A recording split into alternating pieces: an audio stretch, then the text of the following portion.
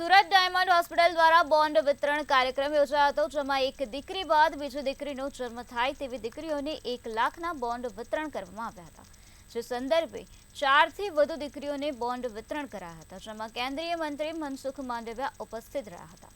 તો સુરતની ડાયમંડ હોસ્પિટલને 50 સીટ મેડિકલ કોલેજની આપવાની હાકલ કરવામાં આવી હતી. કેન્દ્રના આરોગ્ય મંત્રી ડોક્ટર મનસુખભાઈ માંડવિયાએ રાહત દરે તબીબી સેવા પૂરી પાડવી અને દીકરીઓના જન્મ માટે 1 પણ રૂપિયો ચાર્જ નહીં લેવાની ડાયમંડ હોસ્પિટલની બાબતને બિરદાવી હતી. દેશની અંદર મેડિકલ કોલેજો ખુલી રહી છે. ગયા વર્ષે આપણે કિરણ હોસ્પિટલને મેડિકલ કોલેજ આપી. આ વર્ષે મેં કહ્યું હતું કે આપણી ડાયમંડ એસોસિએશન દ્વારા સંચાલિત કિરણ 2 હોસ્પિટલ આપણે પણ હોસ્પિટલના બેડ તૈયાર કરી લો.